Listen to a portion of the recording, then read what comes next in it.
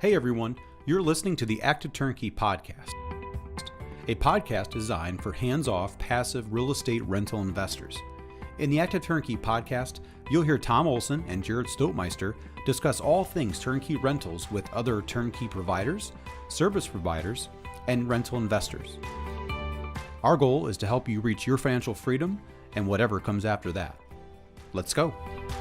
Hey everybody, welcome back to the Active Turnkey Podcast. I'm your host, Jared Stoltmeister, and again, we have with us the Tom Olson. The Tom Olson. Welcome, That's Tom. who I am, folks. Well, you got your mouth right in that mic. I do. I'm doing it right here, folks. It's like the bass.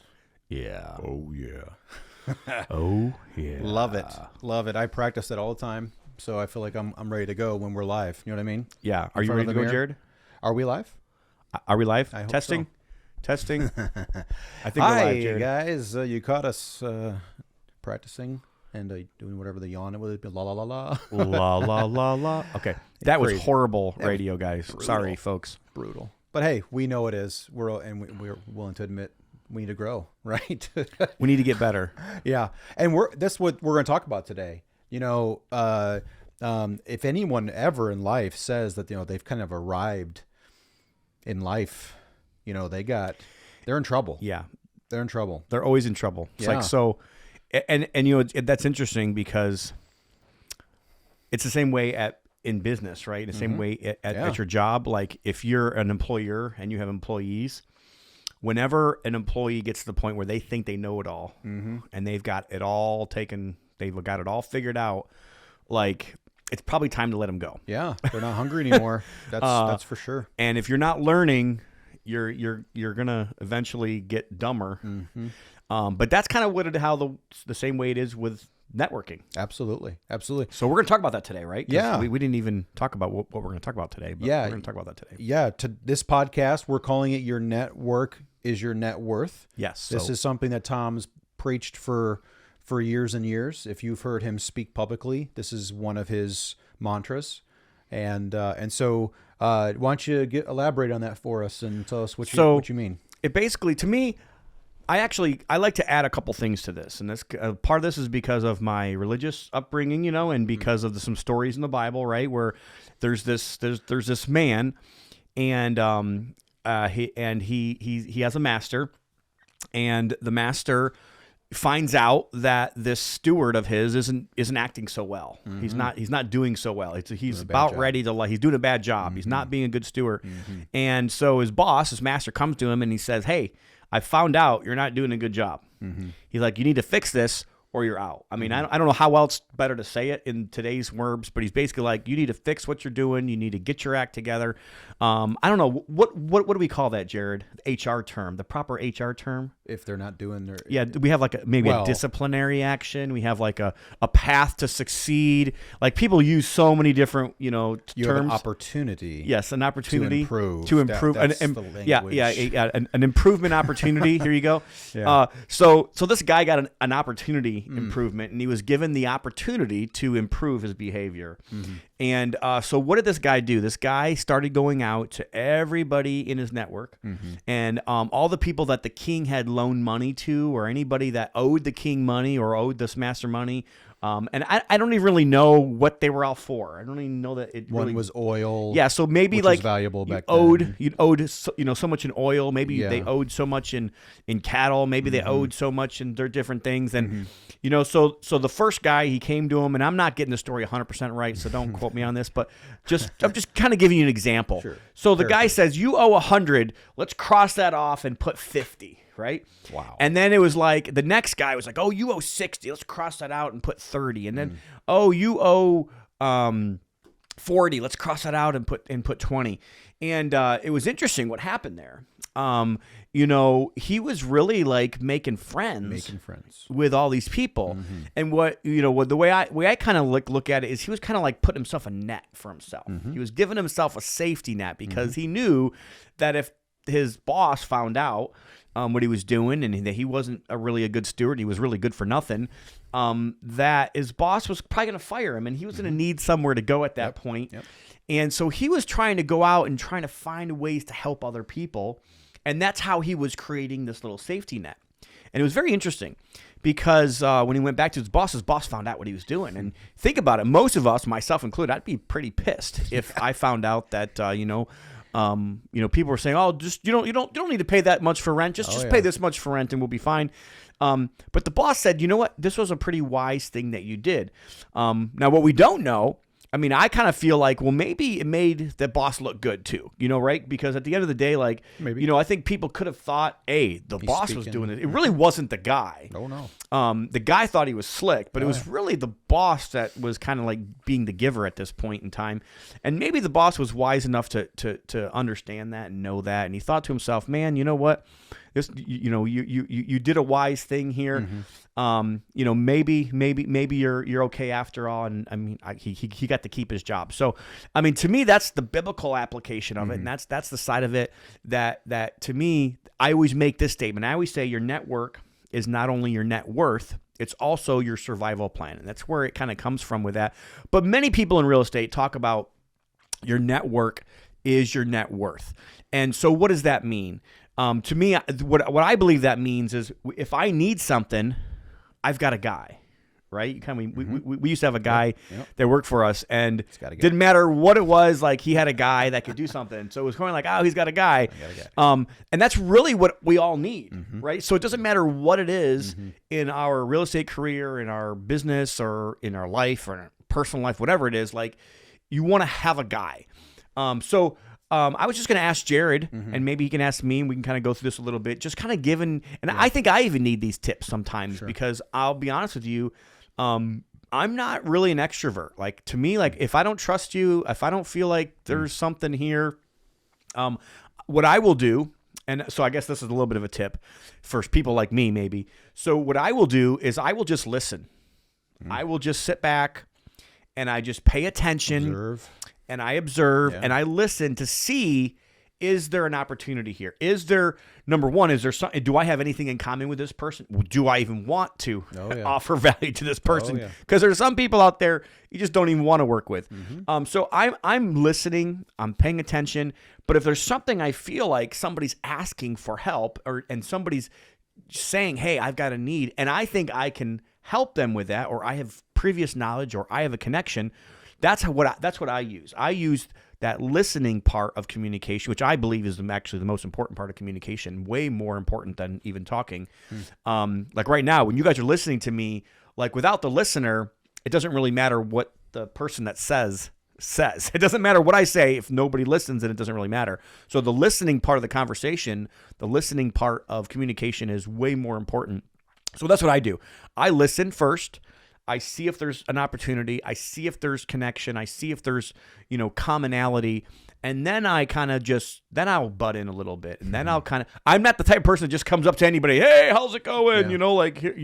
That's just not my personality. Jared's a little bit different. He has a little bit more of an outgoing personality, and he probably has some better tips for a lot of y'all for how to network.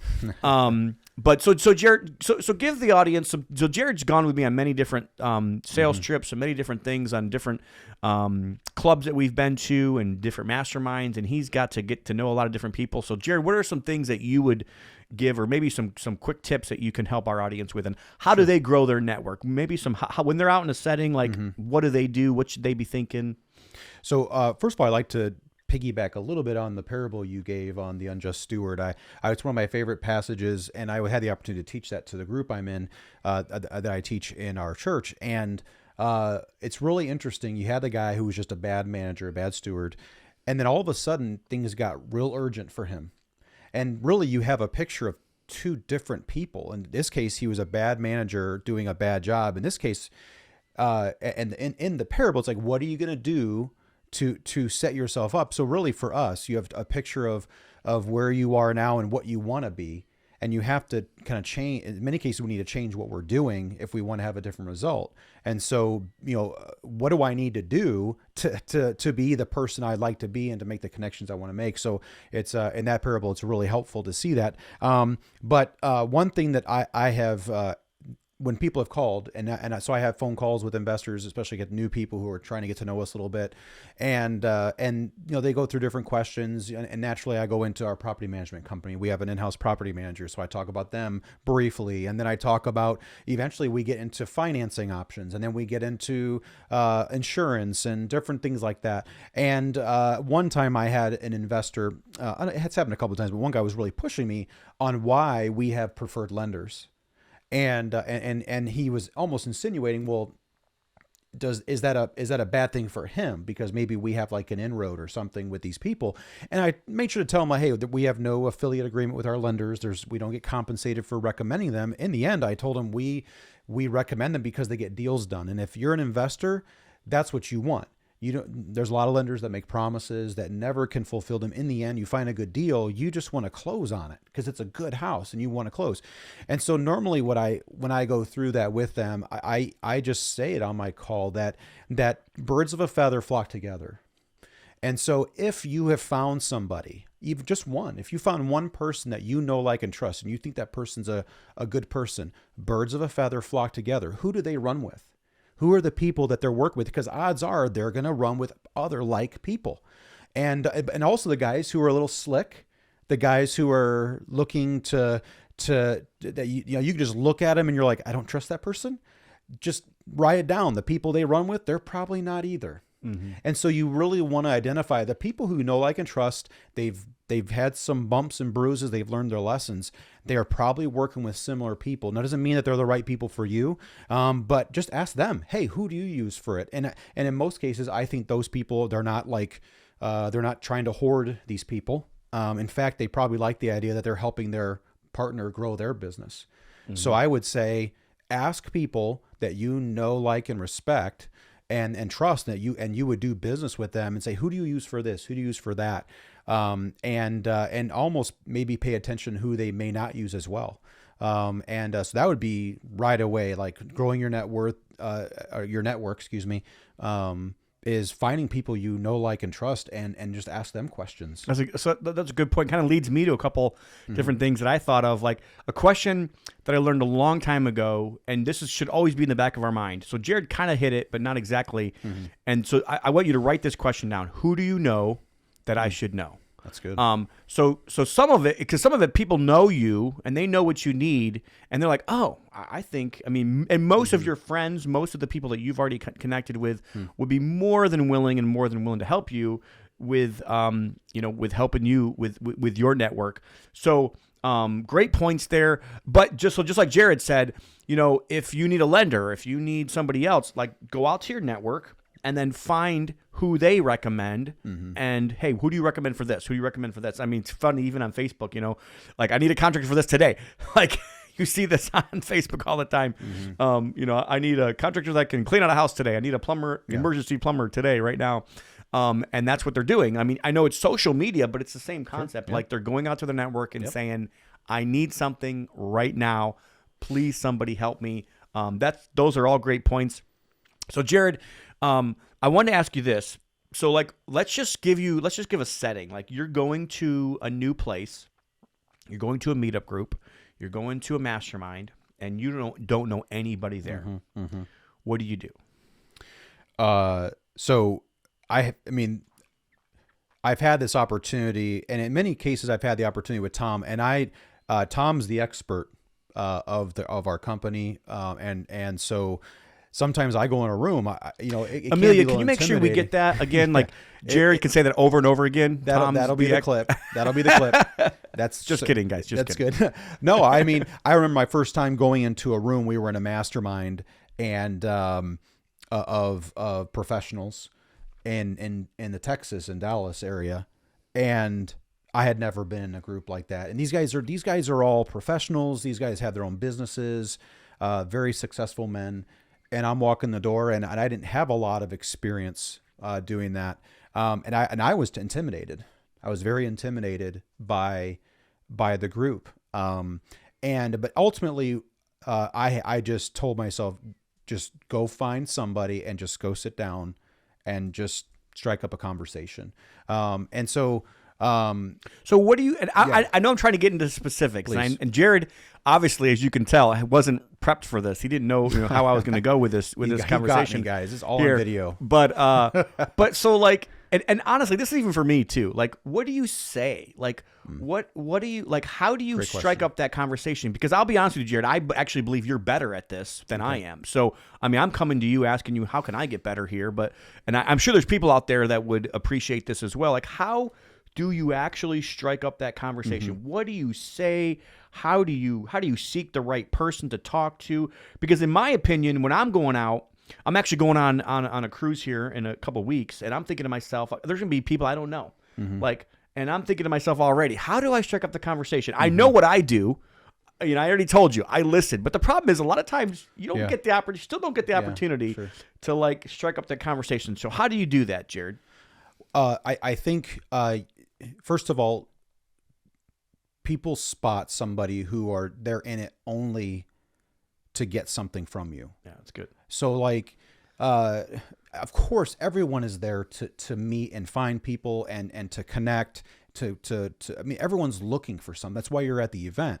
But one thing I appreciate about Tom is that he is willing and able to provide value himself too. It's not just about what can I get out of this meeting.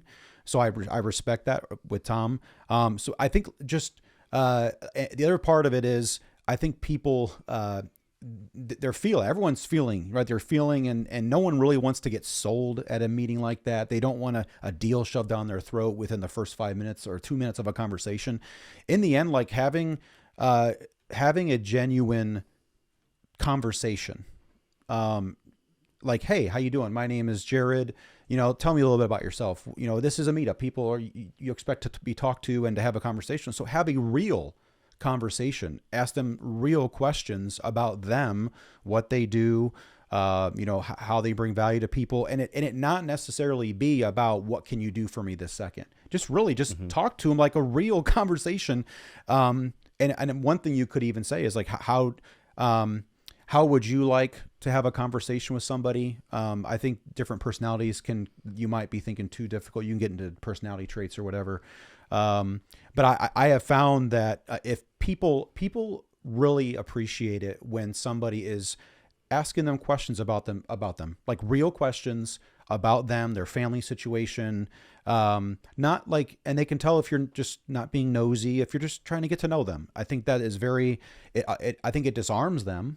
It lets them feel more comfortable in a conversation, and it gets an inroad, and then you can introduce yourself. And I've heard some people who try to, one thing is I don't fake or lie about similar interests. I've heard people say that and using that sales strategy. I know it drives me nuts when I hear that. I'm like, I'm sorry, I'm never going to be Dallas Cowboy fan. I was thinking the same thing, Cowboy fan. I'm never going to be I hate them. A 49ers fan. Okay. It's just not going to happen. I'll tell you right now. I'm never going to be a Green Bay Packers fan, right? Yeah. So those are the three that are probably like, I'm sorry. Right. It's just not going to happen. Like if you're a Green Bay Packers fan, I'm just going to make fun of you for it. Yeah. So like it's going to be what it is. So. Don't be real. People, and again, do be real. Yeah. This goes into, don't be fake. Yeah. This goes into what we mentioned before about birds of a feather flock together. If you're trying to make a connection, and it's a two-way street, if they think you're lying or you're not genuine, they don't want to work with you. Right. Absolutely. I mean, really. So be real and seriously be interested, because if you're not interested, they'll be aware. It should be mutual. I mean, we get that all the time. Investors who want to work with us, they want our product, but they want the better end of the deal. Well, that's not good for the investment. Right, yeah. In fact, I tell people on our first call, like, look, I'm not trying to sell you a house. We're trying to build a portfolio. It's a totally different model. So now we're talking bigger picture, where, hey, how can we're trying to sell you a portfolio, but we do it one at a time. So we have to perform. And so that's just how I would do it. I would treat people with respect and be genuine. So just real quick, just give me one or two questions that you can ask somebody. Like, so just give me the words. Like, As Tom said, I did not prepare, and I usually like to prepare when I have things like this. I would just get into tell me about what you do.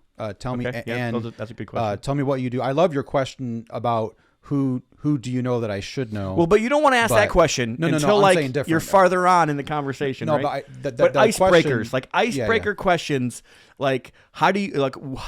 Maybe you know them, maybe you don't. What do you do? How are you doing? How have things been? You know just again, like I think little things sometimes. I know for introverts especially, go a long way. Just having these little, snippet things that they can. I would tell you maybe not being scripted. Actually, like let a conversation flow. Because if you have like your pocket questions, it almost seems like you're but I'm not talking about the question, the conversation as much. I'm talking about like the initial icebreaker, like that first. What do you say to somebody? This is the first thing that I think that's the hardest for me personally, and I guess that's maybe why I'm pushing so hard on this. And Jared, I don't think he doesn't understand how hard it is because it is very natural for him, and he probably doesn't realize it as much. But maybe like for me, so it's just very natural for Jared to just say whatever he says. He doesn't even know what he's saying because it's natural. But for me, like I almost need that. Like I need like just this first. I just need like a little inch. You give me a little inch in the door, and then I feel like I'm good. Well, here's one thing you could say. Understanding again, everyone's in the room to get something. Ask them, why are you here? Oh, that's a good question. Why are you here? Yeah, it's good. Without telling them why you're here. Don't get into about you. Don't. It's not. Again, because these relationships, you'll get the value later. Just hey, how you doing? Tell me about yourself, and why are you here? What brings you here? What are you looking for? And Tom's really good at assessing those types of questions because he can kind of see through. Everyone feels like they have one need, but sometimes it's not really that need; it's something else. And Tom's really good at discerning that. What they say exactly. But you'll never get there if you don't ask that question. So genuine. How you doing? Tell me about yourself. What do you do? Those are good. And why are you here? That's what I was looking for, Jared. Right there, perfect. Why are you here? Okay. If you don't have anything else to say, if you're an introvert like me and you go to a meetup group, you go to an event, like, hey, why are you here? Who are you? Where are you from? What do you do? Those are all good icebreaker questions. And I think that'll actually even help me here. Just real quick before we wrap up today. So if I'm in real estate, right? We went right all the way into the weeds, right? And we went, how do you actually network? And I thought that was a really good conversation. But I think before we get to the weeds, we got to figure out where's the field at, right? Good question. Like, where is the field? Where do I go? Just like for me, like right now, we're raising money for our fund. And I know in order to raise money for the fund, I got to put myself in the right rooms where there's money, right? I got to put myself in front of money. I can't just go to like the poorest person in the neighborhood and try to raise $10 million. I got to go to where there's actual money. So places that you would recommend, Jared, and I can give some places as well, but like where would you recommend that a real estate investor go to network? So we talked about how to network. Now let's back up a little bit. Yeah. Where do you go?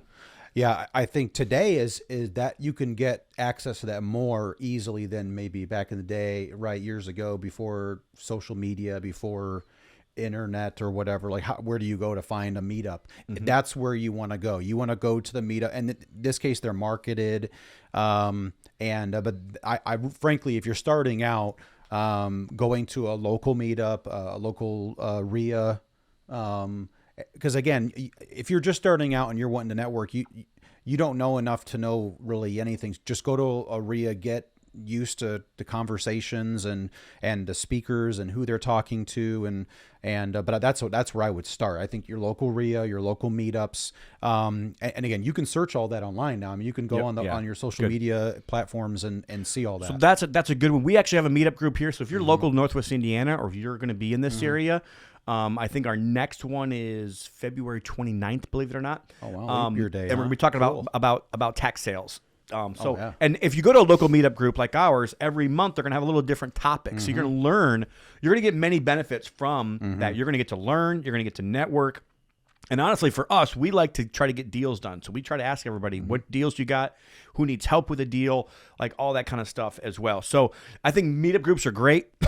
I also think that great event, like 3-day events, that, and now let me warn you, don't go to the 3-day events that are just upsells for a course. Okay, so if it has Rich Dad Poor Dad attached to it, I would just tell you not to go. If you want to go to the network, just know you're going to try to get sold into a $50,000 program, and for most people, how do they know to do that?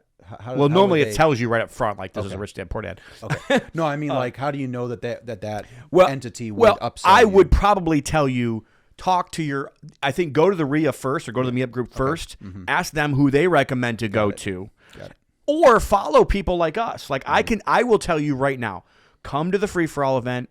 And I'm not doing it just to market my event. Sure. There's nobody that upsells in my event. Now, they may sell a product. They may sell insurance. They may have gold opportunity. They may have an opportunity for you to invest in their fund, but they're not going to sell you into some $50,000 program. It might be a weekend. It might be something that they may have, but it's most of them don't have anything. They just want to be there to teach, be there to network themselves, be there to get deals done themselves, and maybe they might raise some money for their fund, or maybe they might find somebody to loan money to. So that event I think is good. The Free for All event, you guys can find out more information about that. Also, I will highly recommend Jim Ingersoll. With Dealmaker. I know the next one's in March. I'm speaking at that event. I would tell you to go to that one. There's actually many of them that I can actually recommend. So if you actually want more information about different events, just reach out to us and ask us. I'll tell you about ones that I would recommend it. And if you want to ask us about a specific one, say, hey, is this one you think I would go to or you wouldn't go to? I can tell you this is something I would go to or I wouldn't go to. Also, I will add one more place. Quest Trust Company has so much education and so much free stuff that they have free Zoom calls like every week, and they have a Quest Expo that I would highly recommend.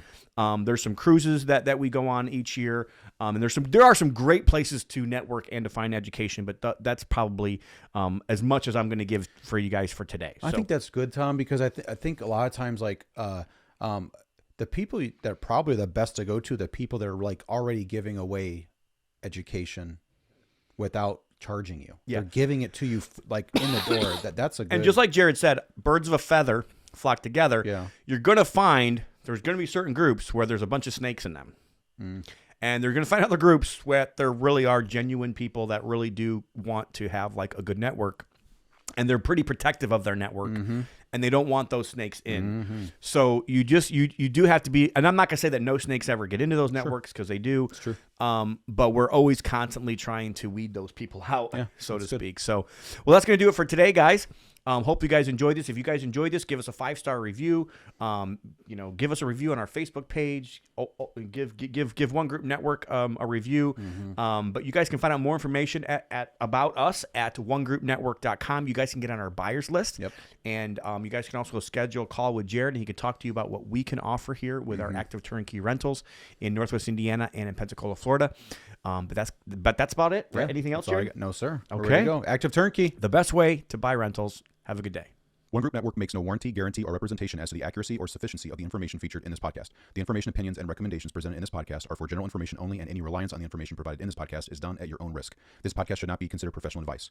Unless specifically stated otherwise, One Group Network does not endorse, approve, recommend, or certify any information, product, process, service, or organization presented or mentioned in this podcast, and information from this podcast should not be referenced in any way to imply such approval or endorsement. Any third-party materials or content of any third-party site referenced in this podcast do not necessarily reflect the opinions, standards, or policy of One Group Network. One Group Network assumes no responsibility or liability for the accuracy or completeness of the content contained in the third-party materials or on third-party sites referenced in this podcast, or the compliance with applicable laws of such materials and or links referenced herein.